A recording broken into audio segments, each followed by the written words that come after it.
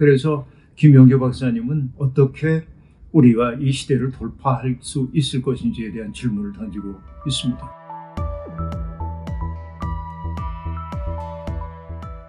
파스코는 위기가 다가오고 있는 징조를 미리 알아보고 또 그것을 사람들에게 경고하는 역할을 하고 있는 사람인데, 타르코프스키가 미국에 닥쳐오게 될 이 지구의 인류의 위기에 대해서 예민하게 이미 알아차렸고 또 그것을 경고했고, 그 위기를 넘어설 수 있는 방법이 무엇인지에 대한 생각을 영화를 통해서 우리에게 보여줬다.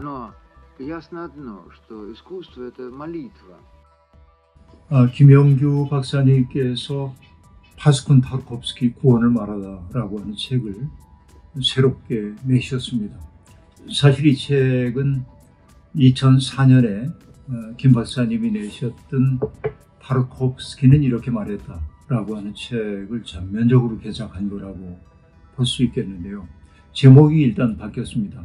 타르코프스키는 이렇게 말했다라고 얘기해서 어떤 말을 했는지 궁금하게 만들었는데, 이 책에서는 그 내용을 구체적으로 명시를 하고 있습니다.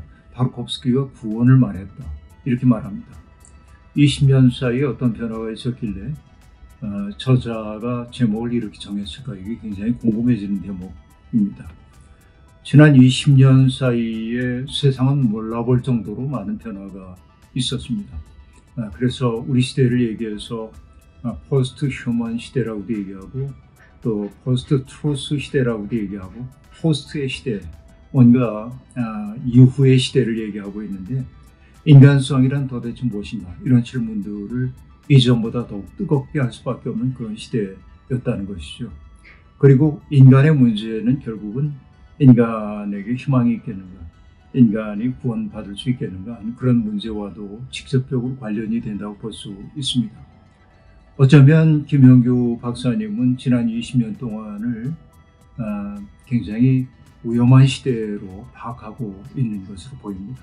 그래서 이번에 새로 나온 책에서 파스콘이라고 하는 말을 쓰고 있고, 파스콘은 위기가 다가오고 있는 징조를 미리 알아보고 또 그것을 사람들에게 경고하는 역할을 하고 있는 사람인데, 그러니까 타르코프스키가 이미 오래전 사람이긴 하지만은 미국에 닥쳐오게 될 이 지구의 인류의 위기에 대해서 예민하게 이미 알아차렸고 또 그것을 경고했고 또 그 위기를 넘어설 수 있는 방법이 무엇인지에 대한 생각을 영화를 통해서 우리에게 보여줬다, 이렇게 보고 있고, 이 위기의 시대에 그 7편의 장편 영화가 우리에게 과연 어떤 길을 보여주고 있는지에 대해서 김 박사님은 굉장히 고심을 했던 것으로 보입니다.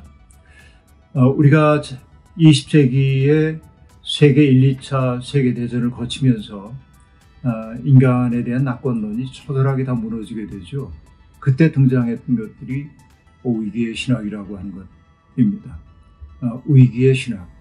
그러니까 인간에 대한 낙관론이 무너진 시대 이후에 인간은 어떻게 구원을 말할 수 있겠는지, 인간이 희망을 말할 수 있겠는지에 대한 질문을 던지게 됩니다.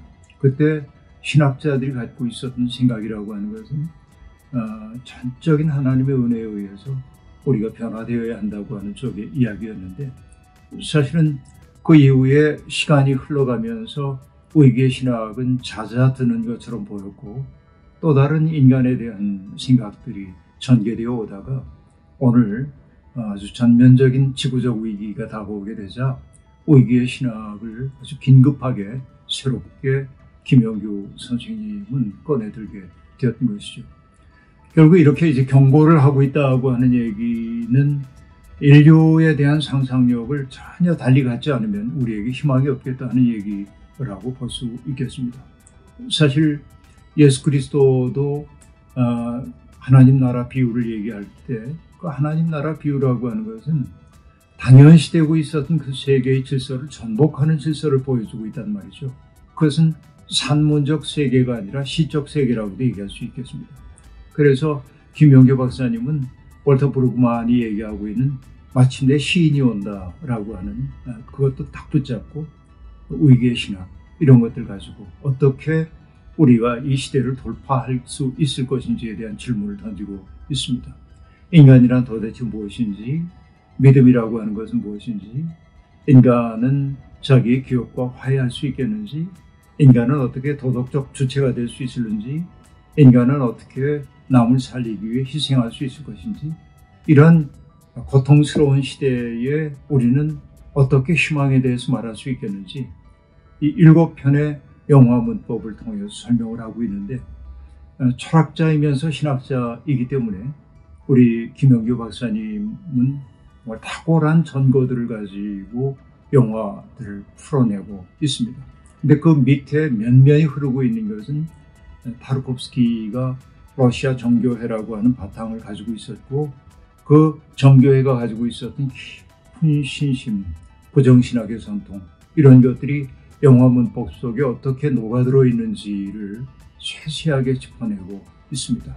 그래서 그런 신앙적 궁금증을 가지고 있는 사람들이 이 책을 읽으면 참 좋을 것 같고, 뿐만 아니라 하나의 영화 텍스트를 오늘의 그 철학적 언어를 가지고 풀어내는 그 풍요로운 지식의 향연 동참하는 기쁨도 맛볼 수 있을 거라고 생각합니다. 저자가 매우 친절하게 서술하고 있기 때문에 다소 철학적 언어에 익숙하지 않은 사람이라고 해도 꼼꼼하게 따라가면은 충분한 기쁨을 맛볼 수 있는 책이라고 생각돼서 여러분들께 아주 기쁜 마음으로 소개를 드립니다. Но ясно одно, что искусство – это молитва. Этим все сказано.